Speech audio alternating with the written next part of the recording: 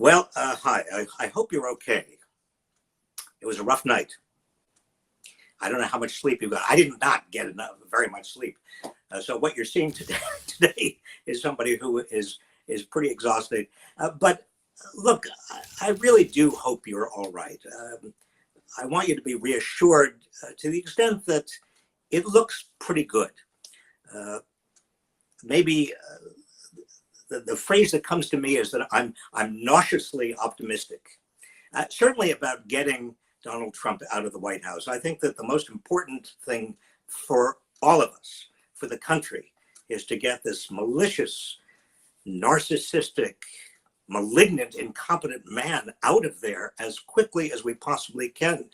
I mean, if you just think of the damage he has done and continues to do this country, the sooner he's gone, the better. And if we can just get him out, if that is the bottom line, if we do nothing more than that, that will be a huge, huge victory. Yes, sure, it would have been better. And hopefully, if there's any possibility to get back the Senate, that would be great. It would have been nice to have a gigantic blue wave that really caused there to be no uncertainty at all about this election. And the votes have not yet been counted, all of them. And maybe there will be more of a blue wave than we know. Biden is on the way to getting Wisconsin and Michigan and Arizona and Nevada, and he may win Pennsylvania. So you can be fairly confident that he will get the 270 electoral votes needed to become our next president. He's now won the most votes of any candidate for president in American history. So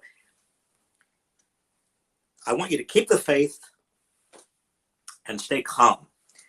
Now, Donald Trump is likely to do exactly what we expected he would do.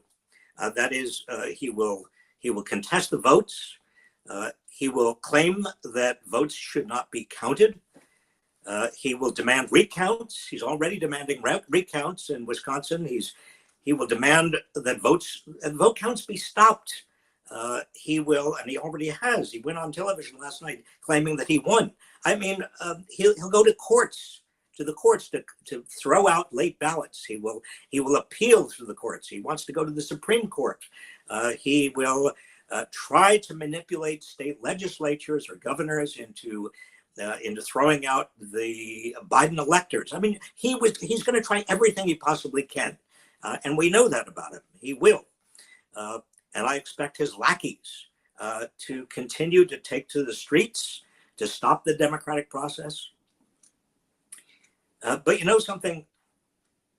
Our side not only has the high ground, we also have the legal ground. We also have the moral ground.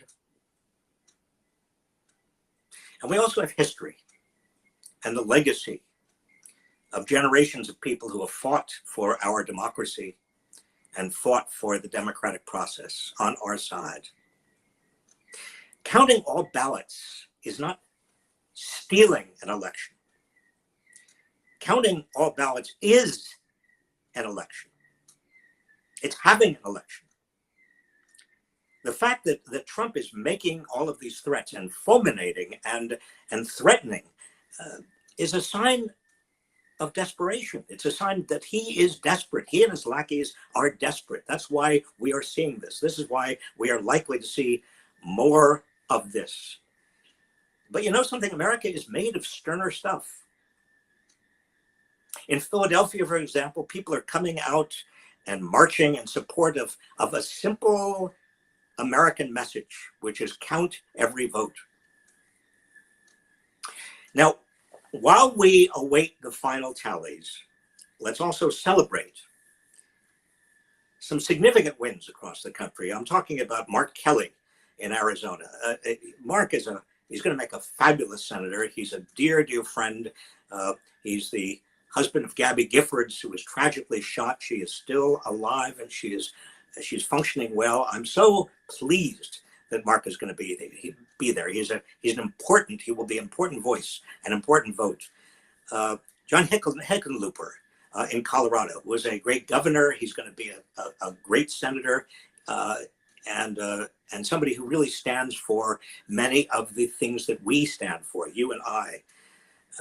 Democrats flipped the Michigan Supreme Court by gaining a seat there and defending another. And that is a very, very big and substantial prize.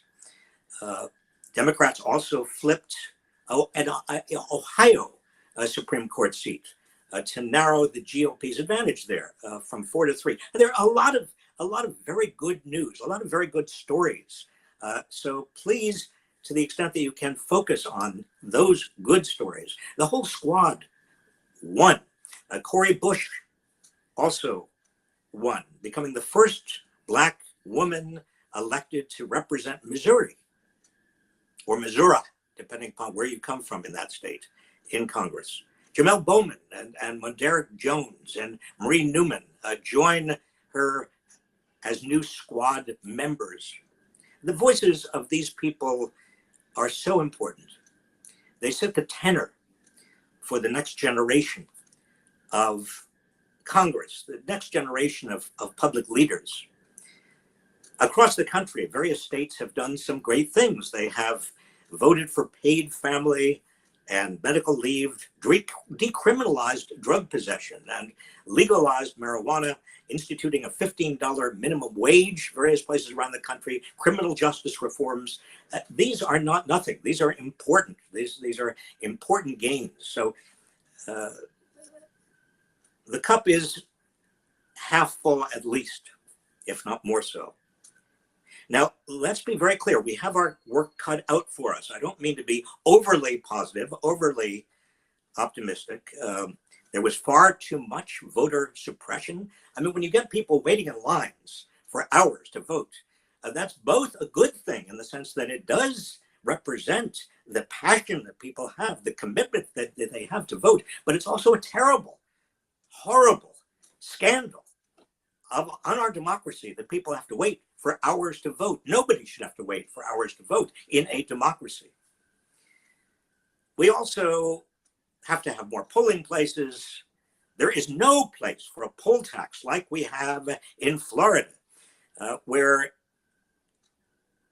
750,000 people could not vote.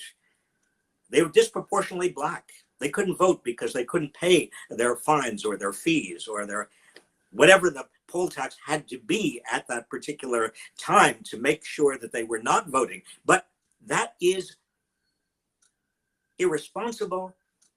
That violates the Equal Protection Clause of the Constitution of the United States. That should not have been. That's a disgrace.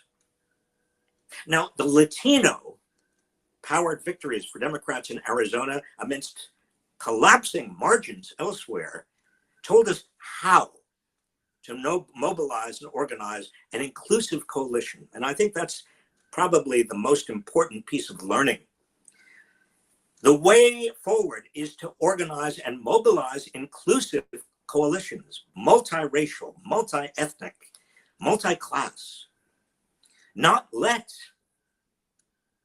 them, the Republicans, and the oligarchy, the American oligarchy, sitting there fat and happy, not let them divide us by race, by ethnicity, by class. Not let them make us hate each other so we don't join together to change the rules of the game, to change the structure of power in America. We've got to listen carefully to communities, build a political movements that is responsive to their needs.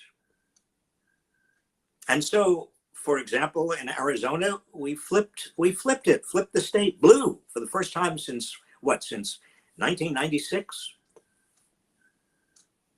Democrats also have to work harder to bring the working class into the fold. I mean, we've got to raise wages of people. We've got to be the fighters for the working class. The Democratic Party, in my view, and I was there, I was proud to be a part of the Clinton administration, but one thing that did not make me proud is that the Democrats, the organized Democrats, the Democrats in charge of the Democratic Party really have to too much of an extent, abandoned the working class in favor of the so-called suburban swing voter, whoever that is, the upper middle class voters that were deemed by the Democratic centrists to be the vanguard of winning elections. Well, that's not true. You've got to have the working class.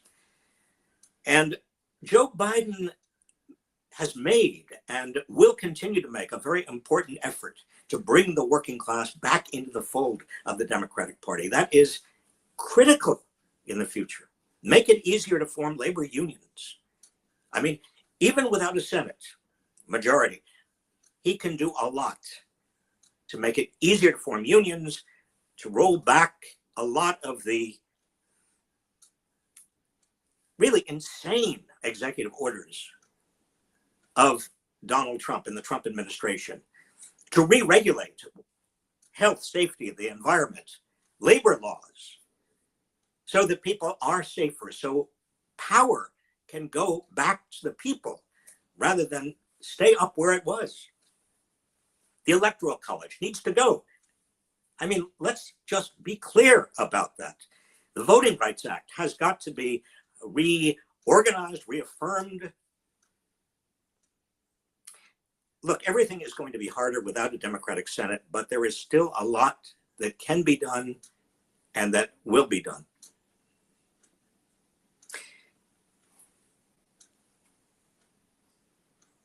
It is not, and probably will not be, as great or significant a victory as we wanted.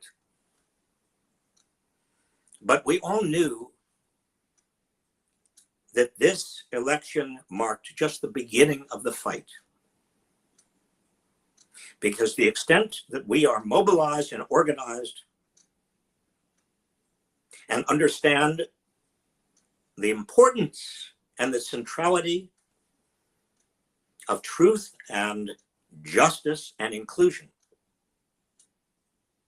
we will win, and we will continue to win. Joe Biden needs to be pushed. He will be a good president, but our work is just beginning.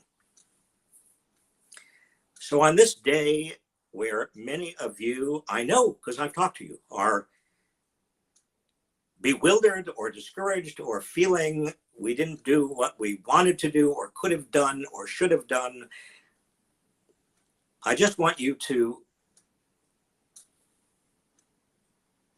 find strength in what has occurred already, the gains we've made. Find reassurance in the high likelihood that Joe Biden is going to be our next president, and the malicious, malignant narcissist is no longer going to be in the White House after January 20th. But also be patient. It's going to take a while for all the votes to be counted, for all the litigation to go on, for everything to sort itself out. Thank you again for what you have done. Keep the faith. Thanks.